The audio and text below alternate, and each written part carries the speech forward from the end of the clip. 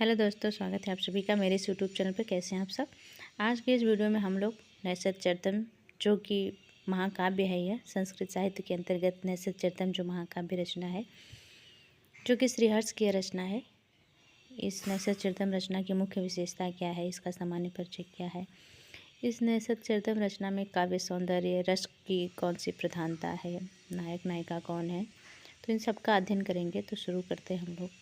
नैषधीयचरितम् एक महाकाव्य है जिसकी सामान्य विशेषता यह है कि यह महाकाव्य पारंपरिक है और इसमें नल और दमयंती की कथा है। इसकी मुख्य विशेषताओं में नायक नायिकाओं के गुणों का वर्णन देखने को मिलता है। श्रृंगार रस की प्रधानता है नैषधीयचरितम् महाकाव्य में, और अलंकारों का प्रयोग भी इसमें शामिल हुआ है। अलंकार प्रधान यह नैषधीयचरितम् महाकाव्य है। काव्य सौंदर्य की दृष्टि से यह श्रृंगार और वीर रस प्रधान है। इस महाकाव्य में कई अलंकारिक तत्वों का प्रयोग हुआ है, जबकि भाषा शैली संस्कृत है और यह अपनी गूढ़ता के लिए जानी जाती है। यह रचना अपनी गूढ़ता के लिए बहुत ही प्रसिद्ध रचना है यह। अब हम लोग नैषधीयचरितम् रचना महाकाव्य जो रचना है यह, इसकी सामान्य विशेषता देख लेते हैं। सामान्य विशेषता में पहली हेडिंग इसमें महाकाव्य परंपरा है। यह महाकाव्य परंपरा से संबंधित है और 5 प्रमुख महाकाव्यों में से एक है। ये बहुत ही प्रसिद्ध रचना है, श्रीहर्ष की यह रचना है। कथा की बात करें तो इसका मुख्य विषय नल और दमयंती की कथा पे महाकाव्य आधारित है। इसका मुख्य नायक या इसकी कथा जो है कि नल और दमयंती की कथा इसमें वर्णित की गई है, प्रस्तुत है। नैषधीयचरितम् महाकाव्य संस्कृत साहित्य की बृहत्त्रयी की अंतिम और तृतीय रचना है। बृहत्त्रयी में कुल 3 रचनाएं आती हैं। पहली रचना बृहत्त्रयी के अंतर्गत किरातार्जुनीयम जो कि भारवी की रचना है, और दूसरे नंबर पर शिशुपाल वधम जो कि माघ की रचना है। इसमें कुल 20 सर्ग हैं। और तृतीय नैषधीयचरितम् महाकाव्य जो कि श्रीहर्ष की रचना बृहत्त्रयी की है। तो संस्कृत साहित्य की तीनों बृहत्त्रयी रचनाएं बहुत ही महत्वपूर्ण, बहुत ही मुख्य हैं। नैषधीयचरितम् महाकाव्य की मुख्य विशेषता को देख लेते हैं। वर्णन हेडिंग है इसमें नायक और नायिका के गुणों का विस्तृत वर्णन देखने को मिलता है। रस की बात करें तो श्रृंगार रस की प्रधानता है, जिसमें प्रेम, सौंदर्य और श्रृंगारिक दृश्यों का मनोरम चित्रण देखने को मिलता है। अलंकार की बात करें तो अलंकारिक उपकरणों का प्रचुर प्रयोग इस नैषधीयचरितम् महाकाव्य रचना में देखने को मिलता है। इस नैषधीयचरितम् महाकाव्य रचना में नायक नल है और नायिका दमयंती है। इन दोनों के प्रेम का वर्णन इस नैषधीयचरितम् महाकाव्य में देखने को मिलता है। नैषधीयचरितम् महाकाव्य रचना के अंतर्गत अब हम लोग काव्य सौंदर्य इस रचना का देख लेते हैं, भाषा शैली देख लेते हैं। तो इसमें हेडिंग है काव्य सौंदर्य, भाषा और शैली। काव्य सौंदर्य के अंतर्गत यह काव्यात्मक सौंदर्य और भावपूर्ण चित्रण से परिपूर्ण रचना है। नैषधीयचरितम् महाकाव्य जो है कि काव्यात्मक सौंदर्य और भावपूर्ण चित्रों से परिपूर्ण यह रचना मानी गई है। भाषा की बात करें तो इसकी भाषा संस्कृत है, जो अपने जटिल और गूढ़ रूप के लिए जानी जाती है। श्रीहर्ष की जो रचना है अपने जटिल और गूढ़ता के लिए बहुत ही सुप्रसिद्ध रचना है। अब हम लोग नैषधीयचरितम् रचना में इसकी शैली को देख लेते हैं। अगले पेज पे इसकी शैली का भी। नैषधीयचरितम् महाकाव्य की विधा की बात करें तो नैषधीयचरितम् रचना जो है कि महाकाव्य विधा के अंतर्गत यही रचना आती है। नैषधीयचरितम् महाकाव्य में शैली हेडिंग है काव्य सौंदर्य के अंतर्गत भाषा शैली, और काव्य सौंदर्य में हम लोग शैली को देखेंगे। तो शैली में यह अपने शब्द, वाचित्र और आलंकारिक शैली के लिए प्रसिद्ध यह रचना है, जो इसे अन्य काव्यों से विशिष्ट बनाती है। अपनी शैली की वजह से यह नैषधीयचरितम् महाकाव्य रचना जो है कि अन्य कई रचनाओं से विशिष्ट है। नैषधचरित निषद के राजा नल और रानी दमयंती की प्रेम कहानी पर आधारित एक संस्कृत महाकाव्य है। आज का वीडियो परीक्षा के दृष्टिकोण से, खास करके लिखित परीक्षा जो आज के टाइम का पैटर्न बन गया है हर एग्ज़ाम का, उस पे ये वीडियो बनाया गया है, उसको ध्यान में रख के तो देखते हैं इसको। नैषधीयचरितम् महाकाव्य हर्ष जी ने लिखा है। नैषधीयचरितम् रचना नल के जीवन के बजाय इसमें 22 सर्गों के राजा नल और रानी दमयंती के प्रेम और उनके जीवन की विभिन्न घटनाओं का वर्णन करता है यह महाकाव्य। हालांकि यह पूरी कहानी का वर्णन नहीं करता है और इसमें कुछ हिस्सों में नल और दमयंती की पूरी कथा को दिखाया भी नहीं गया है। तो नल के जीवन की बजाय भी और भी इनके हर्ष की इनके पांडित्य प्रदर्शन, इनकी निपुणता, इनकी दक्षता को भी इस महाकाव्य में हम लोग देख सकते हैं। नैषधीयचरितम् महाकाव्य में मुख्य पात्र की बात करें तो मुख्य पात्र इसमें निषद के राजा नल जो थे वो निषद के राजा थे। राजा नल और रानी दमयंती इसमें मुख्य पात्र के रूप में हैं। रचनाकार की बात करें तो इसके रचनाकार श्रीहर्ष हैं। विधा की बात करें तो नैषधीयचरितम् जो है कि संस्कृत महाकाव्य के अंतर्गत यह नैषधीयचरितम् महाकाव्य आता है। इसकी विधा महाकाव्य है। कथा की बात करें तो राजा नल और रानी दमयंती की प्रेम कहानी का वर्णन इसमें प्रस्तुत किया गया है। राजा नल जो है कि निषद देश के राजा थे। तो नैषधीयचरितम् रचना जो है कि अक्सर परीक्षाओं में इसमें पात्र पूछता है या फिर इसका कथानक ही पूछ देगा, भाषा शैली पूछ देगा। तो आज का ये वीडियो परीक्षा के दृष्टिकोण से बहुत ही महत्वपूर्ण है। श्रीहर्ष की यह जो रचना है बृहत्त्रयी के अंतर्गत आती है, जो कि बहुत ही महत्वपूर्ण रचना है। नैषधीयचरितम् महाकाव्य जो है कि इसके रचना का आधार क्या है इसको देख लेते हैं हम।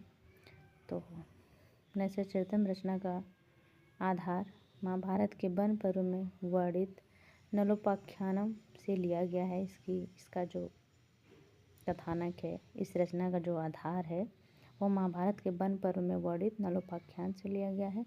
सर्गों की संख्या की बात करें तो इसमें कुल 22 सर्ग हैं, जिन्हें पूर्व और उत्तर में विभाजित किया गया है। प्रत्येक भाग में 11 सर्ग हैं। पूर्व भाग में 11 सर्ग और उत्तर भाग में 11 सर्ग। इस प्रकार से इस नैषधीयचरितम् महाकाव्य को कुल 22 सर्गों में बांटा गया है, यह विभक्त है। आज के इस वीडियो में नैषधीयचरितम् महाकाव्य हर्ष की जो है रचना है, इसका बहुत ही गहन और बारीकी से इसका एक एक पॉइंट इसमें लिया गया है अच्छे तरीके से, जो कि एक भी पॉइंट इसमें छूटा नहीं है। परीक्षा के दृष्टिकोण से आज का वीडियो बहुत ही महत्वपूर्ण है।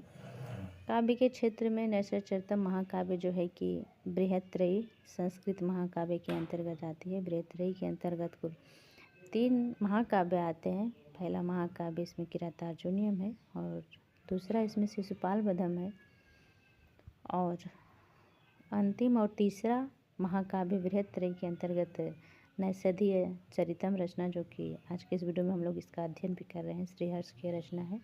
विधा इसका महाकाव्य है, संस्कृत भाषा में लिखी गई यह रचना है। तो अब हम लोग आगे देख लेते हैं अगले वाले पेज पे इसकी क्या मुख्य विशेषता दी गई है। काव्य के क्षेत्र में नैषधीयचरितम् महाकाव्य जो है कि इसमें पहली रचना बृहत्त्रयी के अंदर किरातार्जुनीयम आती है। किरातार्जुनीयम में जैसा कि पहले की वीडियो में भी बताया गया है और आज फिर से हम लोग इस बात को दोहरा लेते हैं कि किरातार्जुनीयम बृहत्त्रयी की पहली रचना है, जिसमें कुल 18 सर्ग हैं। भारवी द्वारा रचित यह महाकाव्य विधा की रचना है। शिशुपालवधम रचना कुल 20 सर्गों में विभक्त है। रचना माघ द्वारा रचित ये भी महाकाव्य विधा की ही रचना है। ये नैषधीयचरितम् अंतिम है रचना, बृहत्त्रयी की अंतिम रचना। इसमें कुल 22 सर्ग है। श्रीहर्ष द्वारा रचित यह महाकाव्य विधा के अंतर्गत ये रचना आती है। इस प्रकार हम लोग नैषधीयचरितम् महाकाव्य के अंतर्गत काव्य के क्षेत्र में हम लोग संस्कृत साहित्य के बृहत्त्रयी तीनों रचनाओं का, उसमें सर्ग क्या है, रचनाकार कौन है, विधा कौन सी है और रचना कौन सी आती है बृहत्त्रयी की, तो इन सब का अध्ययन किया। अब हम लोग नैषधीयचरितम् महाकाव्य में श्रीहर्ष का कुछ सामान्य परिचय उसको देख लेते हैं। श्रीहर्ष 12वीं सदी के संस्कृत के प्रसिद्ध कवि तथा दार्शनिक थे। उनमें उच्च कोटि की काव्यात्मक प्रतिभा थी तथा वे अलंकृत शैली के सर्वश्रेष्ठ कवि थे। श्रीहर्ष श्रृंगार के कला पक्ष के कवि थे। महान कवि होने के साथ साथ वे बड़े दार्शनिक के रूप में भी जाने जाते हैं। श्रीहर्ष जो है कि कवि ही नहीं, केवल कवि ही नहीं रहे, बल्कि वो एक बड़े दार्शनिक के रूप में भी उनको जाना जाता है। श्रीहर्ष खंड खाद्य, उन्होंने अद्वैत मत का प्रतिपादन भी किया था। कवि होने के साथ साथ श्रीहर्ष दार्शनिक भी थे। खंड खाद्य अद्वैत मत का प्रतिपादन भी इनके द्वारा किया गया। इसमें न्याय के सिद्धांतों का भी खंडन किया गया है। श्रीहर्ष भारवी की परंपरा के कवि थे। श्रीहर्ष की बात करें तो भारवी की परंपरा के कवि हैं। उन्होंने अपनी रचना विद्वज्जनों के लिए की थी, न कि सामान्य पुरुषों के लिए। इस बात की पुष्टि आगे भी देखने को मिलेगी इस बात की उन्हें तनिक भी चिंता नहीं थी कि सामान्य जन उनकी रचना का अनादर करेंगे। माँ श्रीहर्ष की जो यह रचना नैषधचरितम् है, यह विद्वान जनों के लिए रचना की गई थी, सामान्य मनुष्यों के लिए नहीं। इसमें कुछ ऐसे जटिल भाषाओं का भी प्रयोग किया गया है जो कि एक सामान्य जनमानस इसको नहीं समझ सकता है। वही इसमें लिखा गया है कि उनको इस बात से कोई फ़र्क नहीं पड़ता था कि मेरे इस महाकाव्य का सामान्य मनुष्यों के द्वारा अनादर किया जाएगा। उनको इस बात से बिल्कुल भी फ़र्क नहीं पड़ता था। वे स्वीकार भी करते हैं, श्रीहर्ष स्वीकार करते हैं इस बात को कि उन्होंने अपने इस नैषधचरितम् महाकाव्य में कई स्थानों पे गूढ़ तत्वों का समावेश किया था जो कि सामान्य मनुष्यों के समझ से परे था। केवल पंडित जन ही इस गूढ़ तत्वों को समझ सकते थे। अतः पंडितों की दृष्टि में तो उनका काव्य माघ तथा भारवी से भी बढ़कर है। माघ की रचना जो शिशुपाल बधम उसकी बात की जा रही है और भारवी की किरातार्जुनीय, इन दोनों रचनाओं से भी बढ़कर यह महाकाव्य है। किंतु आधुनिक विद्वान इसे कृत्रिमता का भंडार कहते हैं। आधुनिक विद्वान इसे कृत्रिमता का भंडार मानते हैं।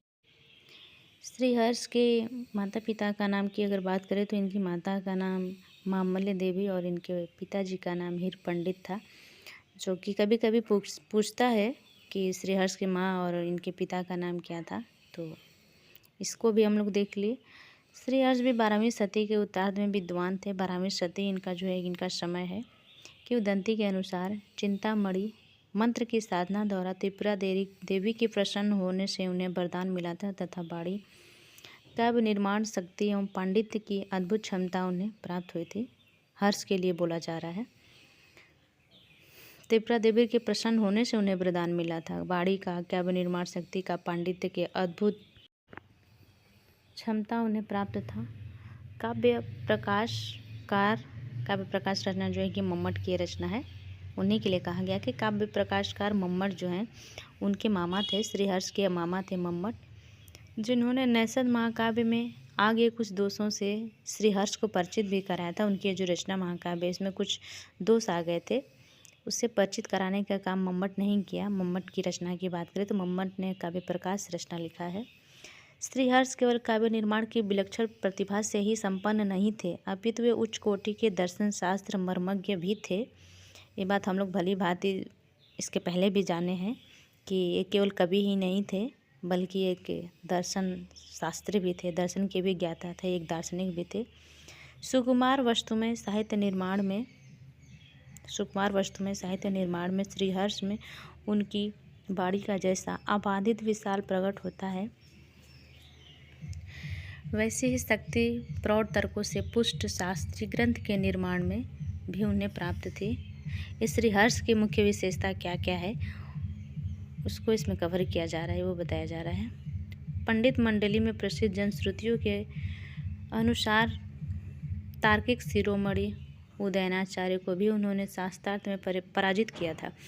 श्रीहर्ष जो है कि तार्किक शिरोमणि उदयनाचार्य को भी उन्होंने अपने शास्त्रार्थ के द्वारा पराजित किया था। न्यायिकों की तर्कमूलक पद्धति से न्याय के सिद्धांतों का खंडन करने वाले श्रीहर्ष का खंड खाद्य, जो कि श्रीहर्ष ने अद्वैत मत का प्रतिपादन भी किया था, उसकी बात इसमें कही गई है। वही लिखा है कि खंड खाद्यम नामक ग्रंथ अद्वैत वेदांत की अति प्रकृष्ट प्रौढ़ रचना मानी जाती है। इसके अतिरिक्त श्रीहर्ष ने स्थैर्य विचार प्रकरण और शिव शक्ति सिद्धि नामक 2 दार्शनिक ग्रंथों का श्रीहर्ष ने निर्माण किया था। इनकी इन दोनों रचनाओं से इस बात की पुष्टि होती है कि श्रीहर्ष केवल कवि ही नहीं थे बल्कि वो एक अच्छे जाने माने दार्शनिक भी थे। दर्शन शास्त्र के वो ज्ञाता थे। उनको इस बात का भी उन्हें ज्ञान था। तो आज की इस वीडियो में हम लोग नैषधचरितम् महाकाव्य रचना के रचनाकार, इस नैषधचरितम् महाकाव्य में काव्य सौंदर्य, भाषा शैली, रचनाकार, विधा, कथासार, कथानक, यहाँ तक कि श्रीहर्ष का सामान्य परिचय, उनके माँ और उनके पिता का नाम, इन सब का बारीक और गहन अध्ययन किए। तो आज के लिए बस इतना ही। वीडियो अच्छी लगे तो प्लीज़ आप लोग चैनल को लाइक, सब्सक्राइब और शेयर ज़रूर करिएगा। आज के लिए बस इतना ही। तो आप लोग का बहुत बहुत धन्यवाद। Thank you. अब नया वीडियो हम लोग किसी नए महाकाव्य पे बनाएंगे। तो आज के लिए बस इतना ही। Thank you.